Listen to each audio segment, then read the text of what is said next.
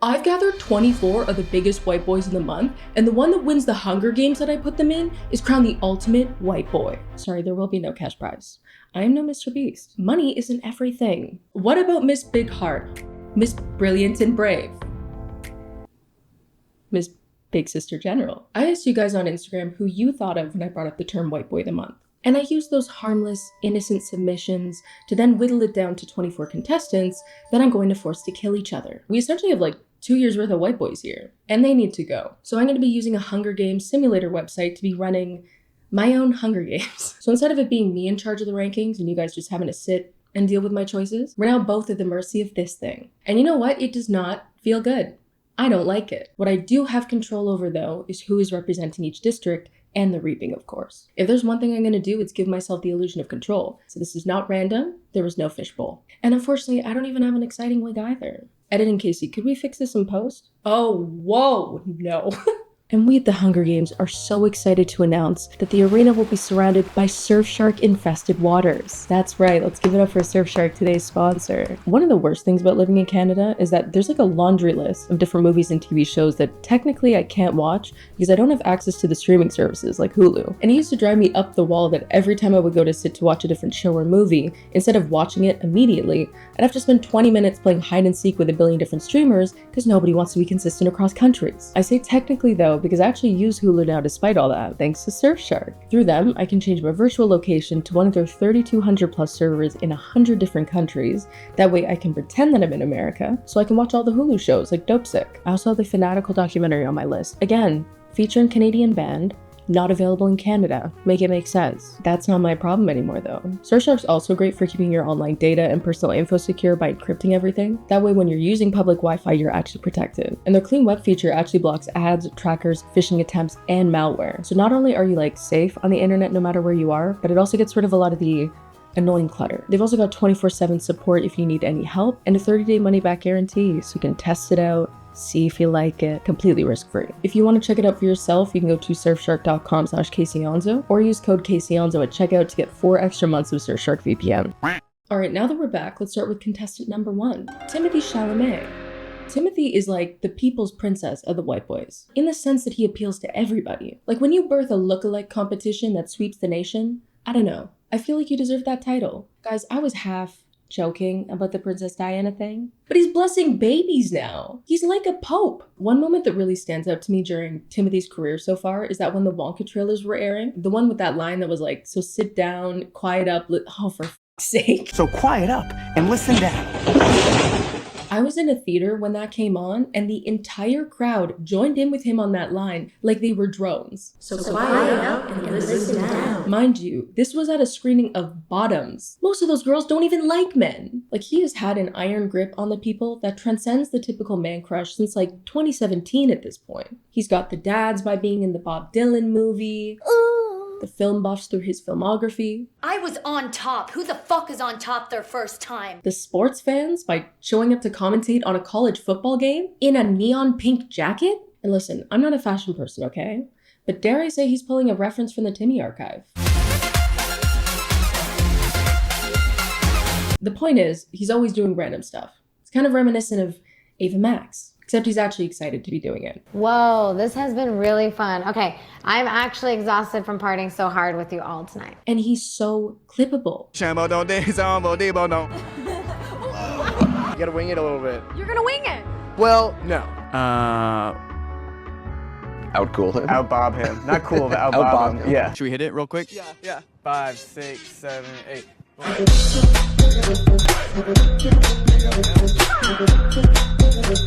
Like, how can you not find this endearing? Honestly though, his ability to click with whoever he's put on screen with is crazy. Like, this guy could kick it with a pack of hyenas. And back to that Bob Dylan movie promo wise. Showing up as Bob Dylan at one premiere, then on a Lime bike for another one, only to get fined for not parking the bike properly. Then showed up at SNL not just to join in on the skits, but to be the musical guest acting as Bob Dylan. In terms of placement, I would say absolutely Textile District for him. Like, come on, look at this jumpsuit. And the scarf. Salut Timothée.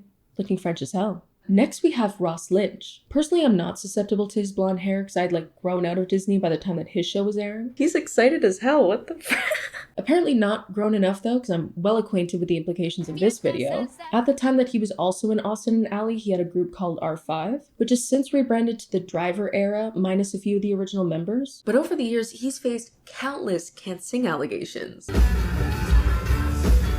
You know, they may do that now. They may give record deals to people who hum. Now, these allegations have been around for years at this point. He's kind of like the Ashley Simpson of our generation. Like, when the note's not hit, shit's getting Celtic as hell over there.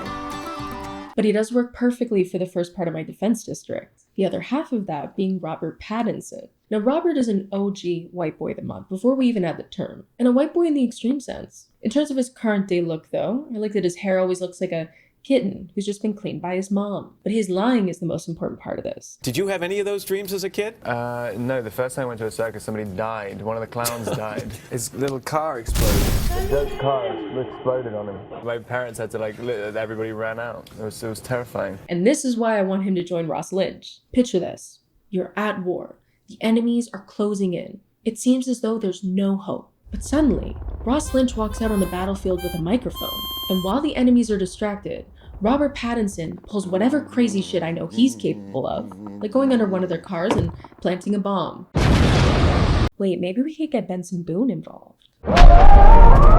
Okay, the defense district is officially accounted for. Next we have Paul Mescal. Now Paul got his big breakthrough starring in Normal People, but I'd say the current Irish craze has definitely given him some extra visibility. I feel like the Irish are experiencing what British boys went through in 2012. And what I mean by that is that during that time period, any kind of couples content on YouTube that featured a guy who pronounced Adidas as Adidas was referred to as if he was some sort of exotic bird. What it's like to have a British boyfriend. My British boyfriend. How I met my British boyfriend. My British boyfriend rates my outfits. How did a British man? Do we think the Dutch men are ever gonna get this treatment? Give me un clap, papa. Ooh, probably not. Back to Paul though. He's been in a ton of stuff since Normal People. He was in After Sun, All of Us Strangers, Gladiator 2. Also, every 4 business months, TikTok reminds me of this photo set. For the 400th time. This photo is burned into the insides of my eyelids. Do you understand how hard it is to sleep seeing this?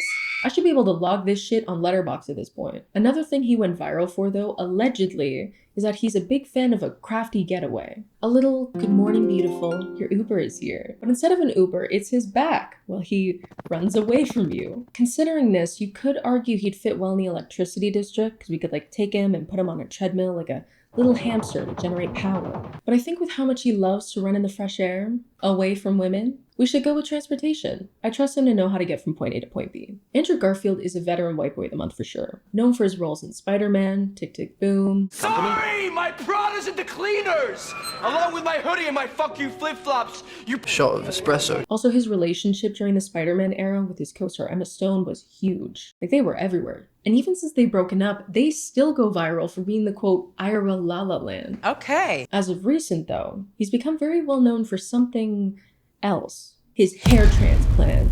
Guys, what is wrong with a hair transplant? Listen, when I show up on here one day with a 60-inch train of hair trailing behind me like a wedding gown, I don't want to hear shit. And it'll be dense too, okay? I'm not doing any of this one-ply toilet paper thick business. I want the type that you find in hotels that feels like you're wiping your ass with a duvet. Give this man a break. It's not like they can wear tape-ins. Never mind. Oh my god, they can pop open the hood and everything. He has been acting up since getting the hair though, which is really funny. I feel like right now though, he definitely has an air of luxury to him, so we'll put him in that district. Another OG white boy of the month known for Percy Jackson and Perks of Being a Wallflower is Logan Lerman. I never understood this one because I never read Percy Jackson. I'm sorry, okay? I was a little busy with space shit. I was super into it. I also think subconsciously as a child, my bias towards anything with good, will we go as far as to call it hairography? I feel like we could source it back to this point. I haven't been very appreciative of your training. Girl, I could give less than 2 shits about that. What shampoo are you using? I'm sorry, but comparing these two, where's the drama? And why did you cut his hair like that? This man's ability to stay on the White Boy of the Month Top 100 though, all of these years, despite not really having that many projects, is very commendable. I'm still gonna put him in coal though, because he's kind of been toiling away in the white boy mines for a minute. Next is Jeremy Allen White. He was one of the actors who had a variant of the lookalike competition after Timothy's blew up. Again, another one I don't fully get because I don't have the context. Like, I can't watch The Bear, okay? It's too much yelling. It stresses me out. I just don't understand coming home from a long day of work and sitting back to relax with. Sarah, shut the f up! You're gonna get some cock, and you're gonna cock that shit. He was in Ironclaw though, which was traumatizing. And I also, instead of what I thought was renting the movie, accidentally bought it. So now I just have it forever, as if I'm ever gonna watch that shit again. I have a very confusing Apple movie library. And he was also in Fingernails, which I know is random to mention, but I bring it up because it was through watching this that I started to realize that he really reminded me of someone, only to finally realize that it was because he has the same eyes as a basset hound. Why are you fucking with me, huh? But since he is an award-winning screaming chef, I say we put him in agriculture. Drew Starkey is apparently most well known for being in Netflix's Outer Banks. I don't know anything about this show other than that my little cousin and 38-year-old brother love it. According to him, it's like Emily in Paris for boys with a little rebellious streak. Whatever that means. Recently, he starred in Queer, but he's also been in a movie with a girl from After. This is range. I'm gonna put him in Electricity, not because there's like any way I can tie this into his public-facing personality or filmography, just because he kind of looks like he'd be good at it. Like if I opened the door to this guy in a work hat, I'd be like, oh yes, the electrician's here. Also, can I just say candidly for a second, why are there Getty stamps on this? Who are we worried about taking this? Next we have Aaron Taylor Johnson. I'm not gonna lie, this is one of the few guys in this list where I do not know what he's popular from. He's known best for these movies. I'm gonna take a wild guess and assume that Angus Thongs and Perfect Snogging is probably why he's so consistently popular. Do I? No, I don't. I don't think I do. But he was also recently in Nosferatu, which I have not seen because I am squeamish. And one of the behind the scenes photos I saw was of a burned penis, and I'm scared of that. Why does it look like the Elias cover? District-wise, I'm gonna say lumber. He looks like he can carry wood. Next we have Harry Styles. I feel like I can comfortably call Harry the default British white boy when stuff like this is commonplace. And arguably, he's one of the very few big male pop stars right now. Like, pop music is a bit of a taco party right now. Honestly, I think he's going to be the PETA of the group. He knows how to conceal himself. We have not forgotten the 2012 morph suit with Nick Grimshaw. And if you don't know what I'm talking about, under there is Harry Styles. I know some people are going to insist he goes in grains because he used to work in a bakery, but come on, nowadays? He's got to go in textiles. I mean, look at the material. Not that one. Next, we have Callum Turner. You might know him from Emma or the Fantastic Beasts franchise. Personally, I only really know him as Dua Lipa's boyfriend. And I mean, because of that, come on. Where else is he gonna go other than District 6? I know that man's been everywhere. And who better to man our transportation alongside Paul Mescal than Mr. Dua Lipa? Dylan O'Brien is next. He's famous thanks to his time on Teen Wolf and also being the lead in the Maze Runner franchise, as well as the first time that spawned this GIF, which was inescapable on Tumblr from 2012 until now, actually. You still see it. I'm gonna say District 12 for the same reasons as Logan Lerman. Like, they kind of feel like the same person in my head for some reason. Next, we have Tom Holland, of course famous for Spider-Man, and that Tumblr post that said it always looks like he's trying to hide a frog in his mouth. I think he should go in fishing. He just has that type of disposition that I picture a fisherman having, and also because he vaguely reminds me of, and mind you, I'm about to get a bit specific because this relates to my TikTok algorithm, but this guy from, I think, Boston, who hunts lobsters. Does anybody know who I'm talking about? All right, we got a big oversize here. Oh my god, he's gonna give the lobster body dysmorphia right before he dies. But not in a physical sense. Like, I don't think they look or sound alike, but they just fit the same slot in my head, if that makes sense. Maybe I can just picture him on a boat easily. Next we have Austin Butler, famous for Elvis, Smooching, and Dune 2. Guys, his head looks so smooth in this. It's like a whale. I'm going to put him in District 10 solely because I'd like to imagine that after dropping him in there, he's going to immediately develop a country accent. Even aesthetically, though, he feels very farmer to me. As I put this heifer in the chute, I got a plan to get us out of here. Jacob Elordi could not be forgotten. Maybe you've seen him in Saltburn, Priscilla, Euphoria, The Kissing Booth. A lot of people on Twitter said you looked, quote, miserable. At the airport with books in his pockets. Or you just recognize him for being 7 billion feet tall. Okay, hear me out. I want to put him in agriculture, because instead of using the cranes, they could just use him.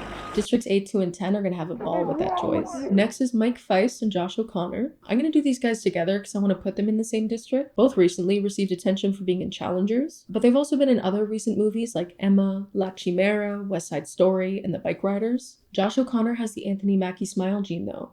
Like, why do you both look so mischievous? I'm gonna say Grain District for them because I can very easily picture them working alongside each other in a bakery. I have no pseudoscience to back this up. It's just how I feel. Next, we have Nicholas Galitzine. You're looking at how to pronounce this name and more. Best known for Red, White, and Royal Blue, Bottoms, The Idea of You, Cinderella with Camila Cabello. There's no way that was it. Who did he play? He was the prince? Now, what compelled them to give him a peanut butter baby spray tan for this? You believe God is a woman. Okay, does he look like he could fix your air conditioning? No. Yes. Off to the electricity district you go. Glenn Powell is next, patron saint of the rom-com revival. Twister was his latest release this past summer. He also went viral at this time for the dog that he adopted while filming, which he named Biscuit. This is gonna sound so weird, but I just find him very fun to watch do things. Like the Twister's press, his reaction to being told he looked like a capybara, how involved he got with his lookalike contest. I do think he belongs in lumber though, specifically because I actually disagree with the capybara statement. I think he has a much stronger beaver quality in this photo. He looks like he could gnaw the hell out of some wood. Next we have Evan Peters. This guy was the quintessential sad girl boy in the 2010s. Best known for appearing in multiple seasons of American Horror Story, but more than anything, you're all I have! We're running out of district options here. I feel like we put him in charge of electronics. He can't fuck that up, right? If you're trying to buy a new phone, you should visit my kiosk. Jonathan Bailey is a recent one that's popped up in the past few years. You've likely seen him in Bridgerton or Wicked or St. Trinian's. I want to put him in luxury because he always looks good as hell. Like every time I see him. I don't think he's ever worn a bad outfit. Then again, this could be a testament to the face card. You put anyone else in this outfit, they look like a Shake It Up extra. Moving on, we have Noah Centineo. Best known for To All the Boys I'd Loved Before and It matters not what you've done, but what you do with what you've done for others. He hasn't been super active on a mainstream level, but he did recently show up for a cameo in the To All the Boys I've Loved Before spin-off XO Kitty. Holy shit. Why is that such a mouthful? And everyone lost their damn minds. So dare I say, despite everyone insisting otherwise because he has a beard now, he still got it. Is there an aquatics district for him though? You're gonna show me how you squirt. Let's put him in Fishing with Tom. Harris Dickinson is somebody who's come up in the past few years after roles in Iron Claw and The Triangle of Sadness, but these days he's most well known for ordering Nicole Kidman a very big glass of milk. I feel like it's only fair to put him with a cow's arm. Now our final contestant is none other than Joseph Quinn, best known for his role as Eddie in Stranger Things, which triggered a mass hysteria so intense that, honestly looking back, I don't know if I fully believe it was real anymore. He's been in other stuff since then and is also set to star in Fantastic Four. And here's the problem, we only have one spot left. So he has to go in electronics. Does he look like he could work at a Genius bar? I told my apple care that I could walk in the store and get the part! Now the reaping was mostly held off camera. Not much of note happened, other than some commotion over in District 8. And the first tribute of the White Boy of the Month Hunger Games is Timothy Chalamet. Do we have a Timothy? Anyone see Timmy? Come on down. I volunteer! I volunteer! I volunteer as tribute! Lady, read the sign. Not this year. He's pissed too. I would die for my district. Oh, I'm sure you would. Oh, and there seems to be some drama between District 1 tributes as well, actually. Give me my fucking weed back! I'm gonna predict my final 3 while these guys train it out. I encourage you to do the same in the comments below. I think mine is gonna be Timothy Chalamet, Jacob Elordi, Glenn Powell. And for winner, I think I'm gonna go with the basic answer, Timothy Chalamet. I just think he's somehow going to charm the algorithm. Alright, we begin on day 1. Our contestants are lined up. At the sound of the horn, the contestants begin running in all directions. There is chaos and bodies everywhere, but as usual, you can still see exactly where Jacob Elordi is. You take care of yourself, big guy. Noah Centineo is the first to get to the cornucopia and clutches a first aid kit before running away. Callum Turner seems to have also done the same. He come and he go. Houdini. Josh O'Connor also tests his fate by grabbing a lighter and some rope before running in the other direction. I'm not sure exactly what he's going to be doing with that. We'll have to wait and see. He does look very pleased with himself, so he must have something in mind. Robert Pattinson and Joseph Quinn are currently fighting for a bag, while... Oh my god! Logan Lerman and Tom Holland are working together to drown Drew Starkey? Well, bon voyage, Drew. Dylan O'Brien and Evan Peters are fighting too. He rips a mace out of Evan's hands before leaving, while Robert finally gives up on fighting for the bag and retreats, while Nicholas Galdstein seems to have just been able to walk up and grab a spear with no issue, probably because he's built like a Zamboni right now. I would not want to fuck with that. Everyone else has run away, except for Paul Mescal, who has found a bag of explosives. Even though the starting point of the arena now is completely deserted, things do not settle down. Paul Mescal decides to use those explosives and goes hunting. Tom Holland, Joseph Quinn, and Aaron Taylor Johnson, on the other hand, are bickering in the woods. And unfortunately, Aaron Taylor Johnson seems to have gotten so annoyed that he ends up killing them both. So Comic-Con contestants who also have Funko Pops are officially 0-2. We have our first alliance, though, which consists of Harry Styles, Jeremy Allen White, Nicholas Galdstein, Logan Lerman, and Timothée Chalamet. And they're teaming up together to hunt different tributes. I've been sat here trying to figure out a name for them since they didn't bother. So naturally, I consulted a professional, groupnamegenerator.com. But it keeps suggesting things like Wild White Boys, Whimsical White Squad, White Boys Unite, and Witty White Warriors? Why do these all sound like that Vine group Cola Brandt was in? Actually, on second thought, maybe Timmy would like that. My personal favorites are Laughter and Friendship and The Cool Corner. Brotherhood of Fun is perfect, though. We'll go with that. Mike Feist, Josh O'Connor, and Robert Pattinson make an alliance, and are also hunting for the other tributes that are on their own right now, which might lead you to believe that it's curtains for the people by themselves right now, but they're preparing. Callum is making a wooden spear, Harris Dickinson is practicing his archery, while Dylan O'Brien is running away from Ross Lynch. On the south side of the arena, things seem a little bit more peaceful. Evan Peters and Andrew Garfield have received gifts from unknown sponsors. Evan got medical supplies while Andrew received fresh food. And Jacob Elordi potentially could have been nearby watching this as he, quote, questions his sanity. Over on the east end of the arena, Glenn Powell steals from Noah Centineo, and Austin Butler is currently searching for a water source. Are you? Uh-oh. What's going on behind there? Oh no, Jonathan, don't eat those! Jonathan Bailey unknowingly eats toxic berries. No! As night begins to fall on the first day of the games, we remember those who we've already lost. Drew Starkey, Tom Holland, Joseph Quinn, and Jonathan Bailey. Do we think Jonathan's was intentional? I'd do the same, actually. I'm not interested in being stabbed with Callum Turner's DIY spear. Let me just eat a bad grape, or whatever Robert Pattinson is cooking over there. That's right, I'm back to boiling chunks of wood in a pot of cream.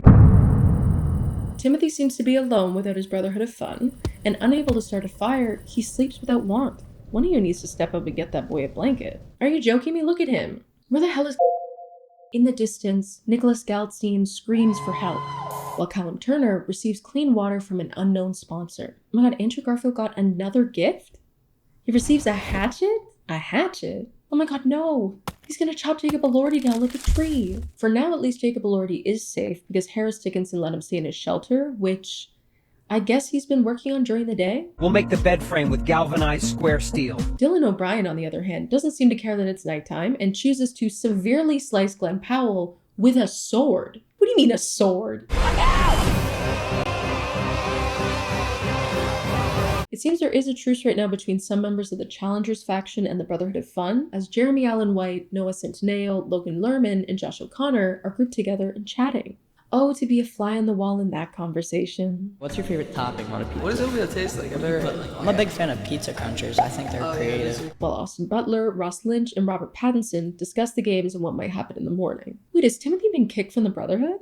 They're making him sleep alone like a dog. It seems like Harry's been kicked out or left the Brotherhood too, actually, as he's reportedly skulking around on his own. I don't know how effective that is, given the hat. Evan Peters is quietly humming somewhere. Not really sure what's going on there. Last time we saw Paul Mescal, he was hunting. He seems to still be busy with those landmines. Oh, in lighter news, Mike Feist and Aaron Taylor Johnson have sponsor gifts. It seems like most of the camaraderie from last night has left along with the night. We're seeing a lot of solo activity. Austin Butler is searching for a water source. Alone. Harry Styles is traveling to higher ground. Alone. Robert Pattinson is making a wooden spear. Alone. Oh, and Josh O'Connor receives some clean water from an unknown sponsor. Alone. Mike Feist seems to have completely left his challengers group to team up with Jacob Elordi, Andrew Garfield, and Nicholas Galdstein, and they decide to raid Ross Lynch's camp while he's busy... hunting? What's up, BuzzFeed? I'm Ross Lynch, and today we are here to read Some thirst tweets. I think half of these tweets are from boys. Callum Turner and Harris Dickinson, on the other hand, have decided to work together to split up and search for resources. Logan Lerman is alone now, trying to sleep through the entire day. Whoa. But not too far away, Timothy has stabbed Noah Centineo with a trident. Oh my god, wait, we have the tend to enemy's wound trope though. Double is crazy. Panem's kind of fajoshing out right now. But we must not forget who we lost today. Noah Centineo, Paul Mescal, Glenn Powell. Fuck you, Dylan O'Brien. Night 2 starts off relatively peaceful, with Austin Butler looking up at the sky. Oh my god! Andrew Garfield, Jeremy Allen White, Ross Lynch, Harris Dickinson, and Timothy Chalamet, though, have decided to track down and kill Jacob Elordi. Are you kidding me? No, leave him alone! You know what?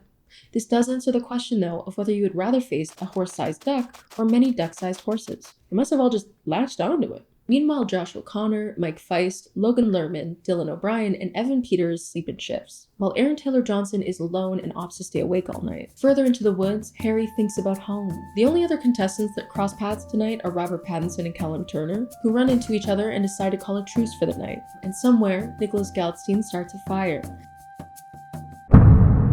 Callum Turner starts his morning off by stalking Harris Dickinson. No finished objective there. Maybe he's just lonely. Nicholas Galtstein and Timothy Chalamet, on the other hand, decide to team up, while Mike Feist is once again in a challenger-sized alliance, this time with Aaron Taylor Johnson and Jeremy Allen White, and they're currently hunting for other tributes. Andrew Garfield has received another gift from an unknown sponsor, and that gift was clean water, which he does not use to help Austin Butler when Dylan O'Brien sets him on fire. Why is it always Dylan O'Brien? Josh O'Connor, now buddyless, practices archery alone. And Robert Pattinson, another loner, overhears Logan Lerman and Harry Styles, who are talking in the distance. What do you get out of this? You're following me. Jacob Elordi and Austin Butler, goodbye, goodbye, goodbye. Andrew Garfield seems to be over this shit, despite all the sponsor gifts, and goes to Josh O'Connor and begs for him to kill him. Josh refuses though, and Andrew Garfield is still alive. And Callum Turner defeats Nicholas Galtstein in a fight, but decides to let him live. There seems to be a lot of mercy tonight, actually. Oh, there are two groups right now. Timothy Chalamet, Harry Styles, Mike Feist, and Dylan O'Brien, and Logan Lerman, Evan Peters, and Jeremy Allen White, who all decide to sleep in shifts. Alright, it's a new day. I have a single person left alive in my top 3. Things are going to be fine. We have a very lovely calm start to the morning. Mike Feist discovers a river. Jeremy Allen White is making a wooden spear. Maybe he's making it to cut fruit, okay? We don't always have to assume negative things are going to happen, okay? Look at this. Evan Peters is tending to Nicholas Galtstein's wounds. Harris Dickinson is also making a wooden spear. Maybe he's helping with dinner. You know what? Maybe they're all having a group dinner. Look at this. Callum Turner is in charge of the drinks. Andrew Garfield is picking flowers for the table. Dylan O'Brien, well, that doesn't work. While Robert Pattinson, Timothy Chalamet, and Aaron Taylor Johnson have joined together to hunt other tributes. And I mean, we did lose Ross Lynch today, but technically that was night 3, so day 4 was actually very peaceful. Wait guys, night 4 is kind of crazy. Jeremy Allen White has convinced Aaron Taylor Johnson to snuggle with him, while Mike Feist and Josh O'Connor hold hands. Harris Dickinson receives some food from an unknown sponsor. Things aren't all peachy tonight though. Both Nicholas Galtstein and Andrew Garfield pass out from exhaustion, while Dylan O'Brien cries himself to sleep. Actually, hold on. Serves you right. Logan Lerman is having some trouble as well as he's dealing with nightmares, while Timothy Chalamet, alone now, opts to stay awake all night. They're having a ball at the other end of the arena, though. Okay!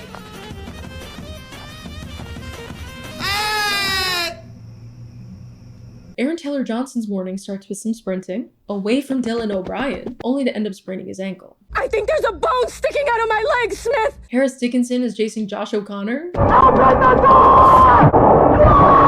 Logan Lerman is currently pulling an Andrew Garfield and asking Nicholas Galtstein to kill him. Just fucking kill me. Just fucking kill me. But Nicholas also refuses. Evan Peters thinks about home, while Harry Styles starts his day off with his first gift from an unknown sponsor, some clean water. Robert Pattinson decides to explore the arena a bit. And actually, on the other end of the arena, we can see that Callum Turner is constructing some sort of shack. Mike Feist has injured himself, though. Not through any combat or anything. Just, you know, letting loose for a bit. I'm so happy to say that this is our first killless day. Snaps for day 5, everybody. We start the night off with Timothée Chalamet, Jeremy Allen White, and Harry Styles, who are together sleeping in shifts, while Aaron Taylor-Johnson and Callum Turner both separately set up camp for the night alone. Harris Dickinson, on the other hand, is currently treating an infection. Where did he get that from? While Mike Feist tends to his wounds alone. Oh god. Over with Robert Pattinson, he destroys Logan Lerman's supplies while he's asleep. Shit's getting serious, night 5. No Fujo allowed. Wait, I lied. Evan Peters also trying to treat his infection? What the hell's going on? All does seem calm tonight, apart from the, I don't know, pink eye? Andrew!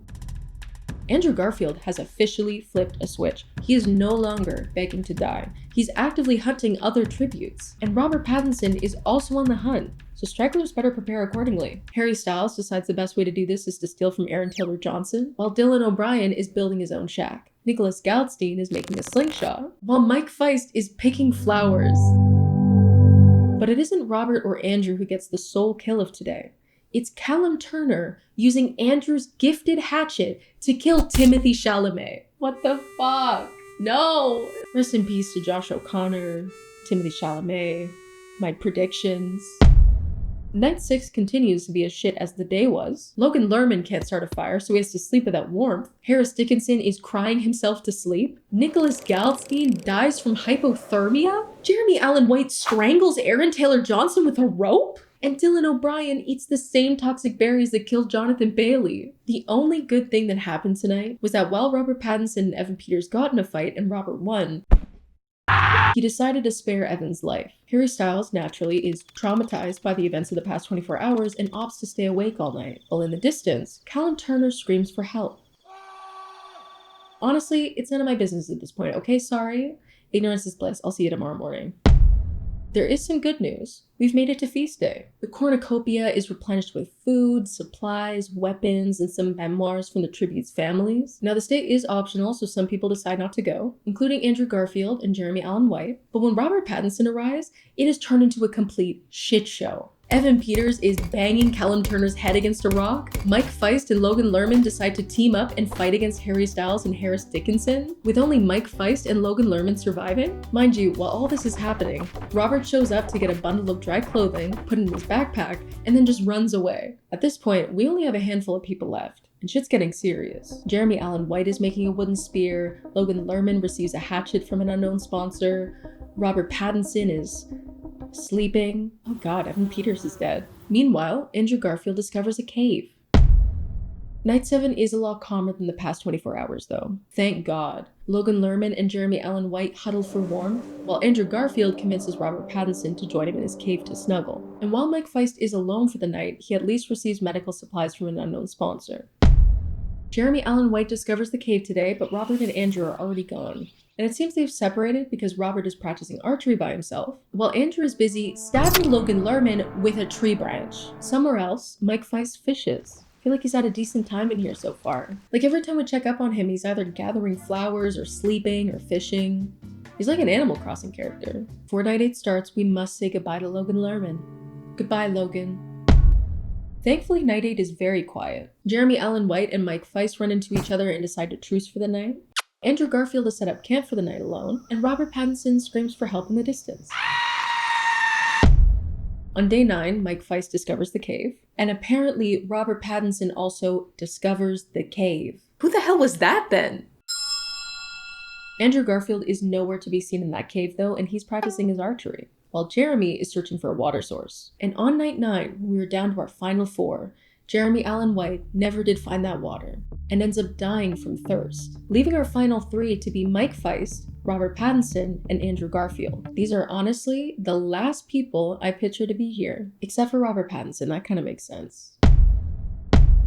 Further into the forest, Mike Feist attempts to climb a tree to do God knows what, probably pick an apple, but falls to his death. Oh my god. He's like a panda. This leaves previous cave partners Robert Pattinson and Andrew Garfield as the final two. They're in the middle of the woods, neither has any weapons or sponsor gifts to fall back on, leaving Robert Pattinson with the only choice to, despite everything they've been through together, all the pain, like, I'm never gonna move this fucking spot, like, do you hear me? all the triumph, Don't listen to them, they don't get us. stab Andrew Garfield with a tree branch. I guess this means the winner of the White Boy of the Month Hunger Games is, from District 2, Robert Pattinson. And how did I do as a predictionist? Not good at all. If you picked Robert Pattinson, I mean, congrats are in order. Hopefully you guys did enjoy the video though. If you did, feel free to give it a like and subscribe if you want. If you want to follow me outside of YouTube, all my social media links will be in the pinned comment down below. And don't forget, you can go to surfshark.com/CaseyAonso or use code CaseyAonso at checkout to get 4 extra months of Surfshark VPN. But otherwise, I'll see you in the next one.